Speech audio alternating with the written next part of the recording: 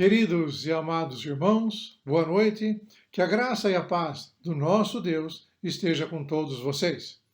Estamos aqui reunidos mais uma vez virtualmente para louvar, engrandecer, bendizer, cantar louvores ao nosso Deus. E eu gostaria de iniciar essa reunião lendo junto com vocês o Salmo 150, que na minha versão diz o seguinte: Aleluia! Louvai a Deus no seu santuário, louvai-o no firmamento, obra do seu poder. Louvai-o pelos seus poderosos feitos, louvai-o consoante a sua muita grandeza. Louvai-o ao som da trombeta, louvai-o com saltério e com harpa, louvai-o com adufes e danças, louvai-o com instrumentos de cordas e com flautas, louvai-o com símbolos sonoros, louvai-o com símbolos retumbantes. E o versículo mais importante deste salmo: todo ser que respira, louve ao Senhor. Aleluia. Você respira? Você está respirando nesse momento? Então louve ao Senhor. Feche os seus olhos, nós vamos orar nesse momento. Nosso Deus, nosso Pai nosso que estás no céu, cujo nome é santificado, cuja vontade é feita aqui na terra como é feita no céu. Nós queremos dedicar esses momentos agora para louvar o Senhor, termos comunhão na palavra e aprendermos o que o Espírito Santo tem para nós nesta noite. Pai querido, abre os ouvidos para que ouçam a tua palavra através do teu Espírito Santo nesta noite. Senhor, abre o espírito de cada um para que possamos louvar o teu nome como só o Senhor pode ser louvado. Só o Senhor pode ser adorado. Que privilégio o nosso povo, o povo do Senhor, poder adorar ao único que pode ser adorado. Amém. Vamos então ao nosso período de louvor e adoração.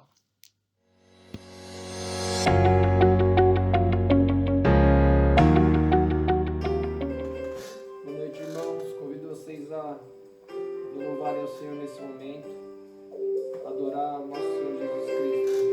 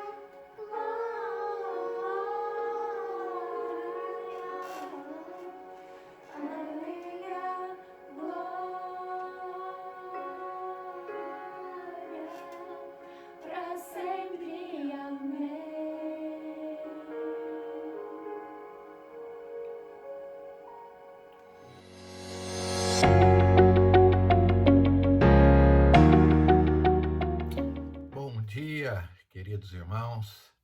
Que alegria estar podendo me dirigir a todos vocês com a graça do Senhor Jesus Cristo, o amor do Pai e a comunhão do Espírito Santo, que Ele esteja com todos nós. Nós precisamos imensamente desses favores de Deus, né? Bom, nessa oportunidade eu gostaria de explorar um pouco esse momento que nós estamos vivendo, esse momento de crise, uma coisa inédita, né, na nossa geração, da maneira que nós estamos presenciando, embora, como todo mundo diz, né, a gente sabe que isso foi profetizado por Jesus, mas não é simples passar por tudo isso, mesmo sendo cristão, mesmo tendo esperança, né? Às vezes o medo bate na gente e às vezes também a gente tem comportamentos inadequados para filhos de Deus, vamos assim dizer, né? Por exemplo, nós vivemos essa realidade de famílias reunidas de maneira tal que nunca se viu antes, né? Então, se você pensa, por exemplo, num pai que trabalha 12 horas e chega à noite na sua casa, a mãe que também trabalha fora ou tem atividades, os filhos que têm escolas, que têm suas atividades constantes, de repente se une todo mundo dentro de 4 paredes. E isso realmente pode funcionar se fosse 2 dias, um final de semana, como funciona, né? Mas vão passando semanas e as pessoas vão ficando menos tolerantes, menos paciente, e os conflitos vão surgir. Então, é um momento que nós temos de praticar a palavra de Deus. Tiago nos ensina para nós não sermos apenas bons ouvintes da palavra, mas para sermos praticantes da palavra, né? E é bom quando a gente está na congregação, todo mundo prestando atenção, ouvindo, né?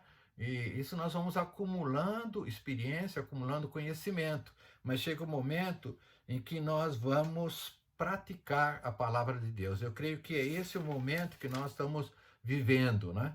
O apóstolo Paulo, em Gálatas 5,15, ele diz, isso para a igreja, ele diz para os cristãos, né, para o povo da Galácia, né? Se vós mordeis e devorais uns aos outros, tome cuidado para não acabar se matando.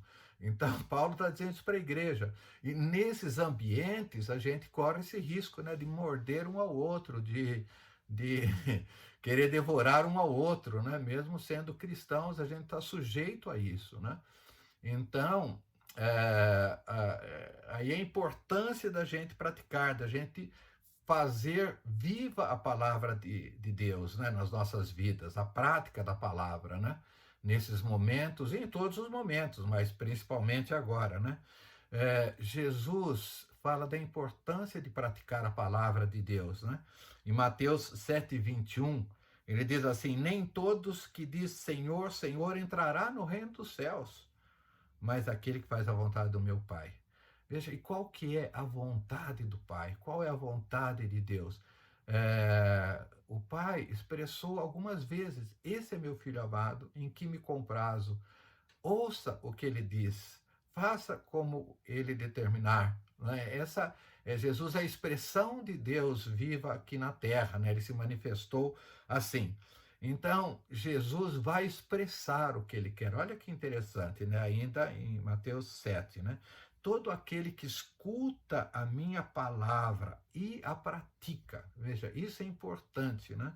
É como o homem prudente que edificou sua casa sobre a rocha, desceu a chuva, correram os rios, assopraram os ventos e combateram fortemente contra aquela casa, mas ela não caiu. Por que aquela casa não caiu? Porque ela estava sobre a rocha, ela estava em Jesus Cristo, ela não estava na areia, na terra, né?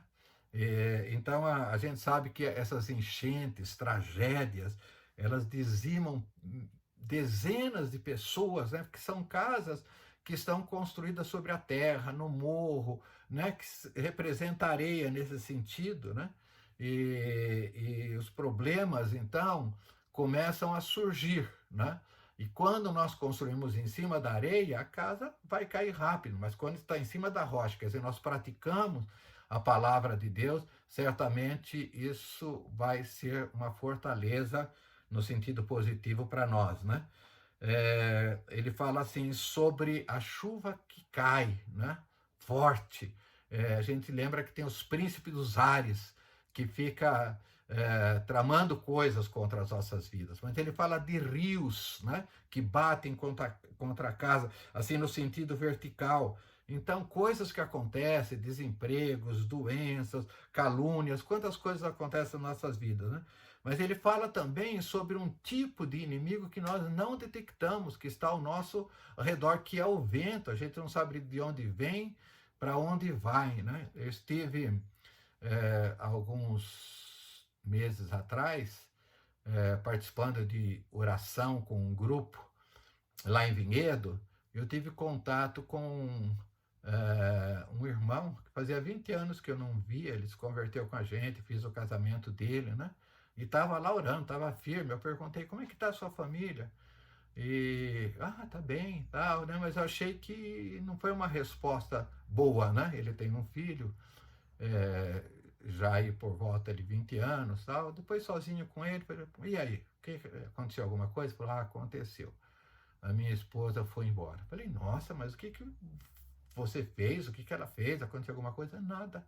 Simplesmente ela, de repente, tomou essa decisão, não quero mais ficar aqui, abandonou o filho, abandonou o marido, não é? Então, esses são os ventos que sopram, nós não sabemos de onde vêm coisas assim contra as nossas vidas, né? Então, se nós estivermos na rocha, e esse irmão está na rocha, certamente nós vamos ser bem sucedidos, né? Bom, quando eu falo de ensinamentos práticos, de onde vêm os principais ensinamentos práticos? Lógico, todo o Novo Testamento, né? Nós vamos ver Jesus ensinando e os apóstolos expressando a vontade de Jesus, nos ensinando, né? Mas a maior concentração de ensinamentos práticos está no Sermão do Monte, no capítulo 5, 6 e 7 de Mateus. Então eu queria trabalhar um pouco em cima disso, porque é interessante, Jesus usa 7 vezes a expressão, olha, foi dito pelos antigos, mas eu, porém, vos digo. Então, isso é ensino de Jesus, né? Isso está na rocha, né? Então, eu vou pegar aqui uns versículos muito fortes, viu? Se preparem aí, eu orei antes de iniciar essa mensagem, né?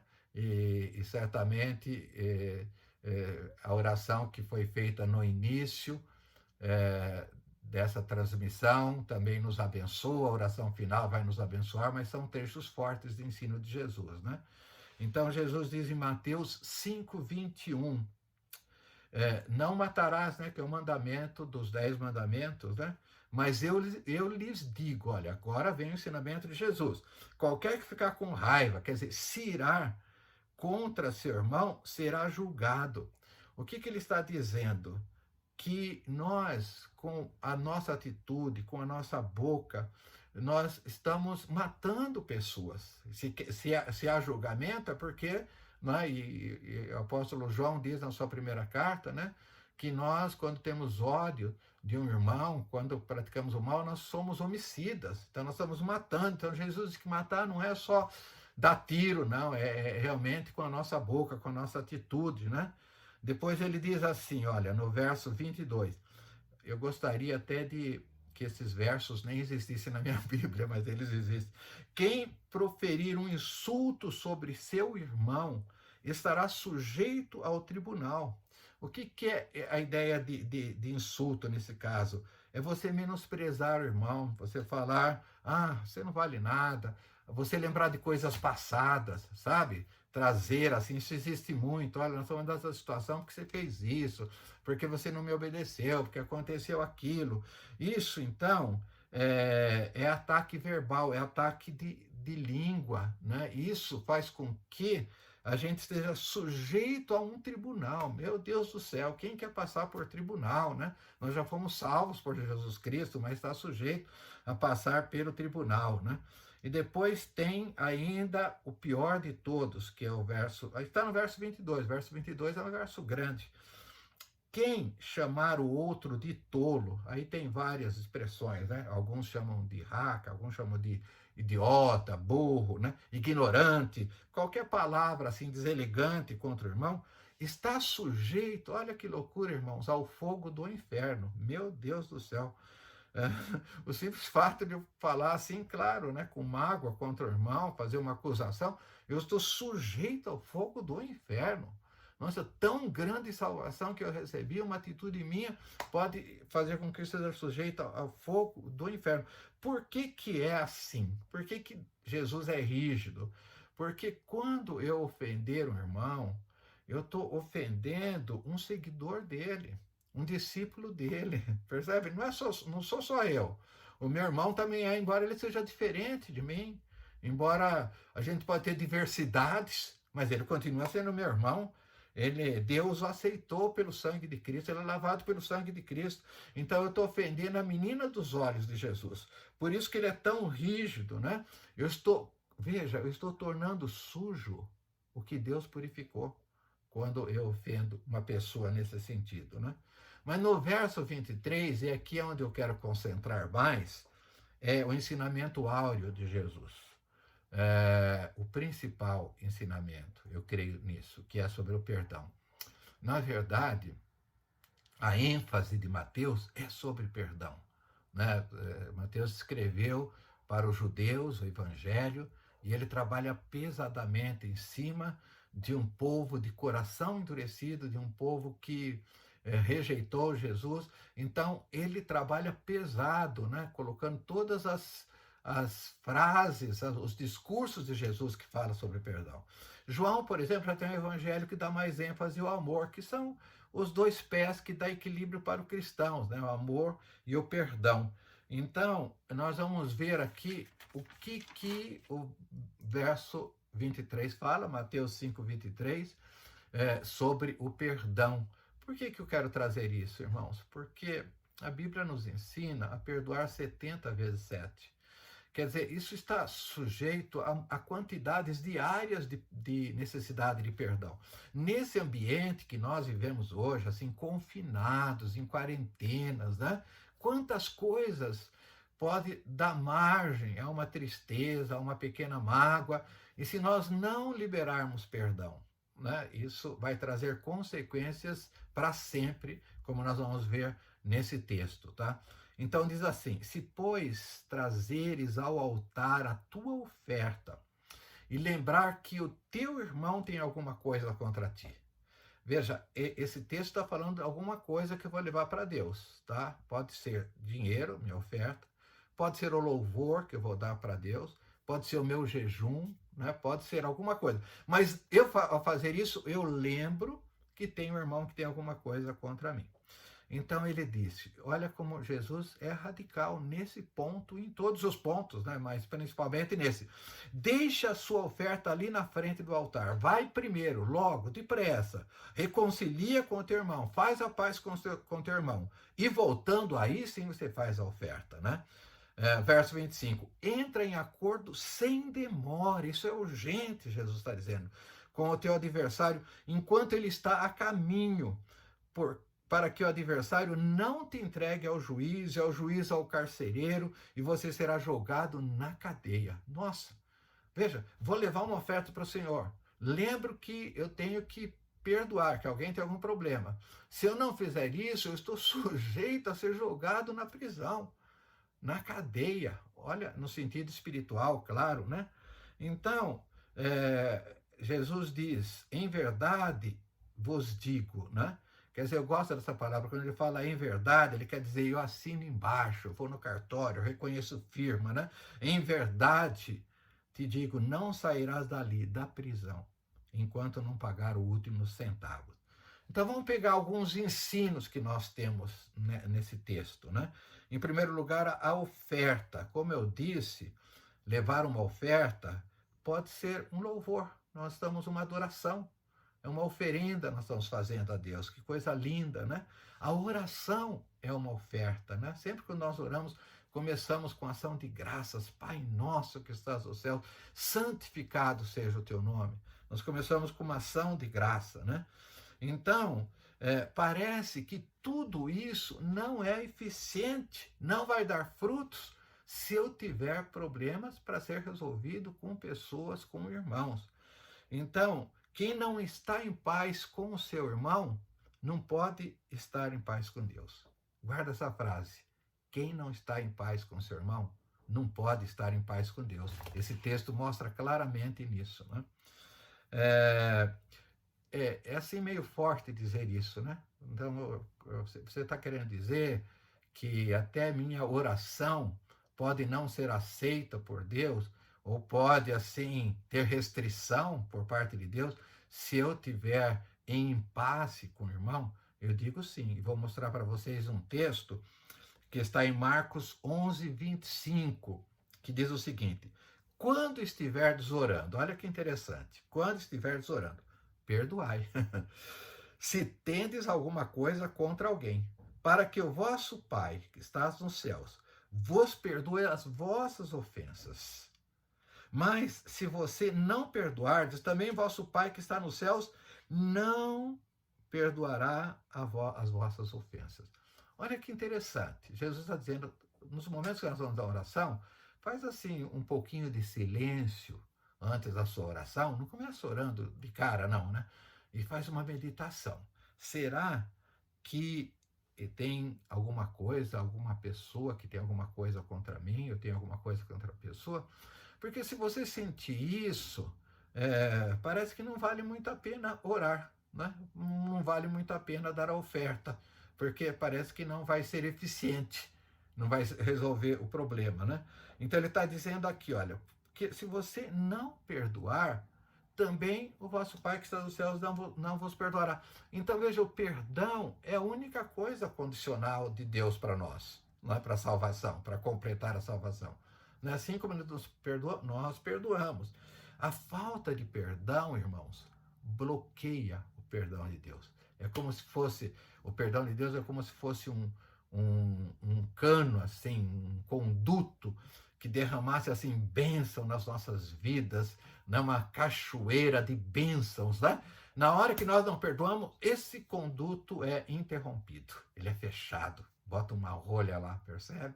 Então não flui mais, torna nulo o perdão de Deus para nós. Veja que coisa forte isso, né? O Pai Nosso, que também está no Sermão do Monte, só que é no capítulo 6 de Mateus, verso 9 em diante. Jesus nos ensina a gente orar todos os dias, né? O Pai Nosso é uma oração diária, que diz assim: perdoa as nossas dívidas, assim como nós perdoamos os nossos devedores. Então, isso é condicional, né? Eu estou falando, Deus, me perdoa, porque eu também perdoo, né? Porque o Senhor me perdoa, eu também vou perdoar, tá bom? Agora, veja o que ele diz no verso 15, Jesus diz isso: porém, se não perdoardes aos homens as suas ofensas, tampouco vosso Pai vos perdoará as vossas ofensas. Então, isso é claro, irmãos. Mateus 18 também diz isso, né? Tem várias passagens mostrando isso, que o perdão é condicional. Nós precisamos perdoar para receber essas cataratas do perdão de Deus. Nós vamos perdoar para ser purificado pelo sangue de Jesus, percebe? Nós já fomos purificados, mas se nós não perdoarmos, parece que nós vamos bloquear o que nós chamamos do perdão do alto, né? A segunda coisa que esse texto nos ensina, ele diz assim: deixa a sua oferta na frente do altar. Eu sempre achei engraçado isso, né? Então eu estou levando uma oferta. Aí lembrei que tem um aspecto a ser acertado com o irmão. Aí eu vou levar a oferta na minha casa e depois eu trago de volta. Não, mas o texto diz: deixa na frente do altar. Sabe por quê? Para ser um lembrete, para você nunca esquecer. Vamos admitir o seguinte: se você, por exemplo, fala, não vou entregar essa oferta, não vou fazer esse louvor, porque eu tenho que buscar, eu tenho que acertar essa situação. Às vezes não está dando para você acertar naquele momento, então louve, entregue sua oferta, mas coloque no teu coração, eu vou acertar isso. Não é? Mas vamos admitir, você sai correndo, porque o texto diz depressa, vou acertar com meu irmão para poder entregar a oferta. Aí no caminho você encontra um amigo e falou, ô amigo, o que você está fazendo? Ah, estou indo atrás do fulano para acertar. Ah, aquele cara, rapaz, aquele cara não merece não, sabe? Então já cortou, são os laços diabólicos, né, que vão atrapalhando a nossa vida. Aí no outro dia você volta a fazer a sua adoração, aí você vê sua oferta, opa, mas por que minha oferta está aí na frente? Por que não foi entregue ainda? Ah, porque eu tenho que acertar com o meu irmão. Ah, então agora entendi. Aí você volta outra vez, percebe? E às vezes tem que fazer algumas vezes, sabe? O inimigo vai atrapalhar, mas tem que fazer várias tentativas, né? Então, o que significa isso? Significa que é o principal lembrete que você tem na tua vida. Antes existiam os celulares, né? Eu tinha algum compromisso importante para ser feito, eu colocava um bilhetinho lá no meu quarto, ó, no dia tal, não esquecer de fazer isso, tá? Depois colocava outro no banheiro, olha, no dia tal, não esquece de fazer isso, porque era muito importante, tá? Então, eu colocava dentro da minha maleta, né? Na minha agenda, no dia tal, tenho que fazer isso, tá? É um lembrete. Hoje, com o celular, a gente coloca lá, às vezes eu tenho um compromisso, eu coloco para dar um alerta, uma semana antes, um dia antes, 2 horas antes, entendeu? Porque é como um despertador, um alarme para mim, né? Então, veja, por isso que Jesus fala, deixe em evidência a tua oferta não entregue, para que você não se esqueça. Isso é a coisa mais importante na tua vida, tá? Então, esse é um aspecto, assim, fundamental para nós, no que tange a fazer antes de entregar a oferta. O terceiro aspecto fala de urgência. Vá rápido, logo, reconcilia rápido, entre em acordo sem demora, enquanto há tempo. Nossa, irmãos, enquanto há tempo, nós estamos falando da volta de Jesus. Estamos falando da volta de Jesus. Sabe? Nosso tempo é curto. Enquanto há tempo, há pressa. Deixa eu contar um fato interessante para vocês. Numa manhã, nossos filhos eram pequenos ainda, eu estava saindo para trabalhar e eu tive uma discussão com a minha esposa, uma discussão feia. Né? E não pensa que a gente fica pregando assim o amor, a gente é bonzinho, né? Nós somos repreensíveis e, como Paulo diz, o pior dos pecadores, né? Porque às vezes as pessoas olham para a gente com uma ideia muito errada, né? Mas por favor, não olhe assim para mim que eu sou terrível, eu preciso desse perdão, preciso desse amor, preciso da bênção de vocês, da oração de vocês, tá?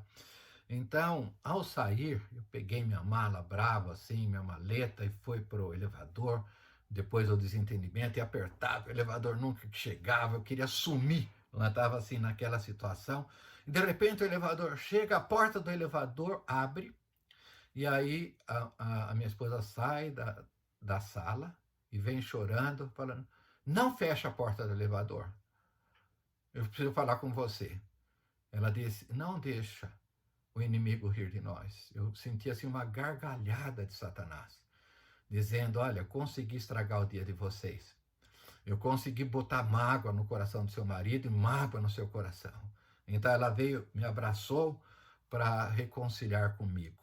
Irmãos, Paulo manda perdoar um membro da igreja, está em 2 Coríntios 2, para a gente confirmar nele o amor, para a gente confortá-lo, para ele não ser consumido de excessiva tristeza. Veja como o perdão é importante, mas o mais importante está nisso que Paulo diz, para que Satanás não aproveite de nós, quer dizer, Satanás não tenha vantagem sobre nós, pois nós não ignoramos seus desígnios, seus planos. Então, quando nós não perdoamos, Satanás ganha, é gol dele, ele faz muito gols nas nossas vidas, percebe? Então, o objetivo dele é aprisionar, é jogar no cárcere, né? Então, eu vi uma vez um exemplo que quando nós temos mágoa em uma pessoa, é como nós colocamos assim numa gaiolinha no nosso coração, tá? Então ela fica lá dentro. De vez em quando nós abrimos a portinha, tiramos a pessoa para fora e pá, pá, pá, pá, pá, pá, pá, falamos mal, você fez isso, você fez aquilo, você não presta, aqui na nossa mente, tá? É onde Satanás trabalha, né? Aí nós guardamos novamente essa pessoa no dia seguinte, antes de dormir, e isso vai trazendo para nós, sabe o que, irmão? Depressão. Eu não sou estudioso no assunto, mas eu tenho visto muitas pessoas depressivas, e no meu sentido de avaliar, no lado espiritual, é falta de perdão. Muitos casos, se não todos os casos, né? Aquela mágoa, aquele ressentimento, aquelas coisas do passado, né? Sabe, irmãos, nós oramos todas as noites, um tempo assim de reflexão, de conversa, e a gente ora por temas, assim, oramos pela família, pelos parentes, pela igreja, pelos idosos, pelos doentes. Mas eu tenho uma listinha de pessoas que eu oro, que são pessoas que irreconciliáveis, pessoas que não se perdoaram. Falo, Deus, quebranta essas pessoas, sabe? Assim, casos na família, casos assim de amigos, pessoas que eu conheço, casos da igreja mesmo, né? E quando eu começo a orar por isso, eu sinto vontade de choro. Essa é a maior dor.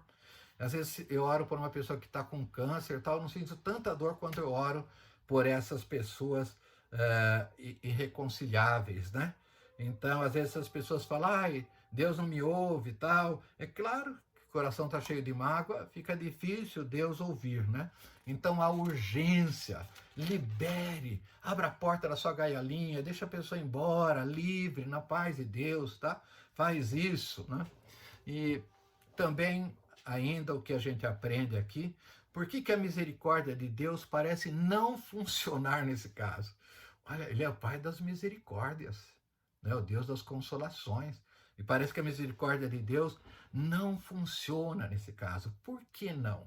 Porque a misericórdia de Deus já operou na obra de Jesus, já foi consumado na obra de Jesus.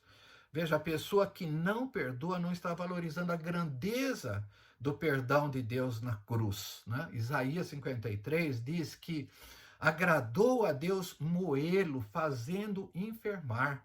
Veja, agradou no sentido, aprove Deus fazer isso. Jesus foi afligido, foi ferido, foi oprimido, foi desfigurado, desprezado, rejeitado, essas 6 horas na cruz. Irmãos, que preço Jesus pagou na cruz? Queria comentar um pouquinho para terminar, né? Num certo sentido, a Trindade, Pai, Filho e Espírito Santo, foi ameaçado naquele momento, foi comprometida.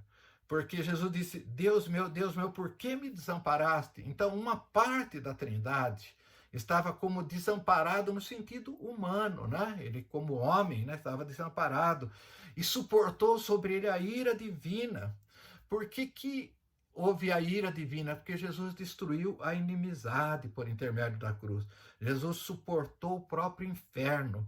Veja, eu escrevi aqui um textozinho que eu gostaria de ler para vocês, sentir o que é essa morte na cruz. Talvez eu não conseguisse falar em palavras. Jesus perdeu tudo o que possuía de bom na cruz. A consciência da presença e do amor do Pai. A consciência física, mental e espiritual de bem-estar. Jesus não sabia mais o que era bem-estar, ele perdeu isso. O gozo de Deus, o gozo das coisas criadas que ele criou. Ele perdeu a alegria, o consolo da companhia do Pai. Na cruz, todas as coisas lhe foram tiradas, inclusive o sangue. Jesus foi sugado de tudo, perdeu tudo na cruz, né? No lugar dessas coisas não havia mais nada a não ser solidão, dor, consciência penosa da malícia, da maldade humana. O horror mais completa, escuridão espiritual Jesus teve. A dor física, embora grande, não passava de pequena parte da história. O maior sofrimento de Jesus era mental, espiritual, uma agonia intensa por 6 horas, de tal forma que cada minuto era uma eternidade em si mesmo, como somente os que já sofreram mentalmente podem avaliar. Então, essa dor que Jesus passou, irmãos, é algo assim que nós nunca vamos entender e não podemos entender. Mas por que ele passou essa dor? Para te perdoar. Para me perdoar, para dar acesso, para reconciliar com Deus. Então, irmãos, o nosso perdão custou muito caro para Jesus. fomos perdoados de algo impagável, né? Não há recurso no mundo que pudesse resgatar a nossa alma, né? Por isso Jesus diz perdoar para que, assim como ele perdoou o pecado da pessoa que te ofendeu, e você está triste, já foi pago por Jesus na cruz. O que você não perdoou, Jesus perdoou.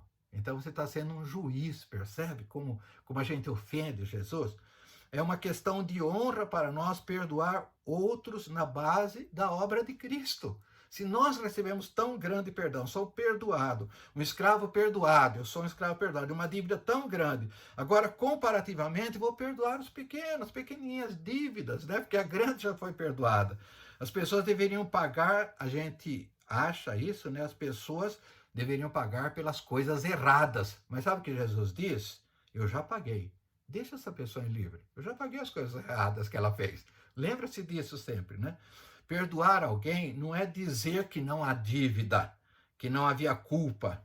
Não é ignorar que houve feridas, mas é liberar o ofensor da dívida que pesa sobre ele à luz do que Cristo fez. Que se Cristo já pagou por ele, não há mais necessidade de nós estarmos punindo.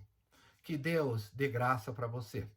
Não só para você exercitar na sua família diariamente, isso, se necessário, 70 vezes 7, mas para você ajudar outras casas, outras famílias, falando, é possível viver em paz, é possível ter o perdão, sermos perdoados e perdoar uns aos outros. Que Deus te abençoe ricamente, no nome de Jesus. Amém. Deus poderia ter criado a gente como um robô, fazendo a vontade dele, deixando a vontade dele imperar em nós, colocar na nossa boca coisas que um robô faz mecanicamente, mas ele deu o livre-arbítrio. Ele fez os céus e a terra, ele fez o inferno. O inferno é real, mas a gente não está acreditando mais que o inferno existe. E a gente nem quer ir mais para o céu, porque acha que vai ser sem graça. Mas você não tem ideia do que Deus preparou para você. Você não tem ideia do que Deus tem para te mostrar. Você não tem ideia do que os anjos estão lutando por nós. Do que o Senhor tem feito por nós. As mãos dele têm nos livrado. As mãos dele estão sobre a igreja nesses dias. As mãos dele estão para operar maravilhas. Para chamar aqueles que faltam. Eu não sei se é o fim. Todo mundo está falando que é o fim. Mas é o começo. É o começo para aqueles que falam sim para Jesus, com aqueles que descem as águas, para aqueles que se entregam ao Senhor, para aqueles que perdoam sem querer perdoar, e aí o Espírito Santo trabalha, e aí trabalha nesse perdão, trabalha no seu eu, e leva você a realmente perdoar, a ser curado. Perdão é cura. Perdão é comunhão com Deus. Quando você perdoa seu irmão, seu filho, seu tio, seu parente, ou seu vizinho, quem quer que você tenha ódio, que você tenha raiva, quando você perdoa, você começa a amar. O amor do Senhor começa a trabalhar seu coração, a sua mente. Você começa a sentir uma paz tremenda. Todo o peso que é colocado sobre seus ombros são tirados.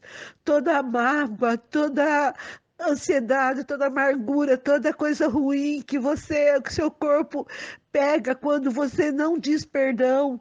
O Senhor vem e trabalha em você e Ele te livra, te liberta. Ele te traz uma paz tão grande, uma paz que você nem acredita que ela existe, mas você precisa experimentar.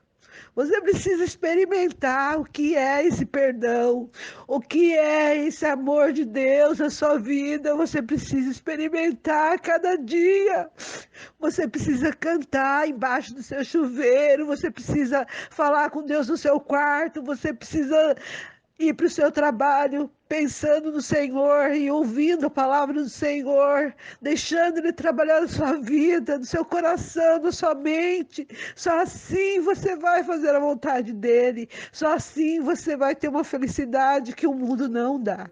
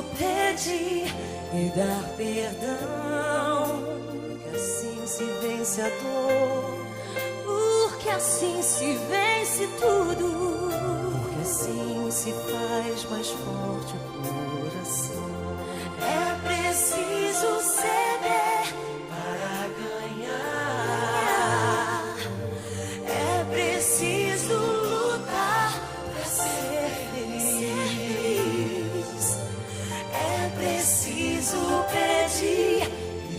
perdão, porque assim se vence a dor, porque assim se vence tudo, porque assim se faz mais forte o coração, porque assim se vence a dor, porque assim se vence tudo, porque assim se faz mais forte o coração. Que maravilha! Que palavra preciosa essa sobre o perdão. Nós precisamos aprender a perdoar. Nós precisamos exercer esse dom do perdão. Nós não podemos, assim, permitir que a gente seja julgado por não perdoar aqueles que talvez possam ter feito alguma coisa contra nós. Meu amado irmão, minha amada irmã, encerrando agora a nossa reunião, eu quero, assim, pedir que o Espírito Santo fale com você nessa semana. Porque veja como Deus enxerga você. No livro de Mateus, que foi citado na palavra, no capítulo 5, a partir do versículo 14, diz o seguinte: Vós sois a luz do mundo. Não se pode esconder a cidade edificada sobre um monte, nem se acende uma candeia para colocá-la debaixo do alqueire, mas no velador, e alumia a todos os que se encontram na casa. Assim, brilhe também a vossa luz diante dos homens, para que vejam as vossas boas obras e glorifiquem o vosso Pai que está no céu. Que você tenha uma semana abençoada, que você tenha uma semana cheia do Espírito Santo, e se o Espírito Santo tocar em você para perdoar alguém, perdoe, expresse essa verbalmente assim: eu te perdoo em nome de Jesus. Porque aí o Espírito Santo encontra caminho livre para cuidar da sua vida, continuar cuidando da sua vida. Amém? Que o Senhor te abençoe, que o Senhor te guarde, que o Senhor te proteja e que faça resplandecer o seu rosto sobre você e te dê a paz. Amém.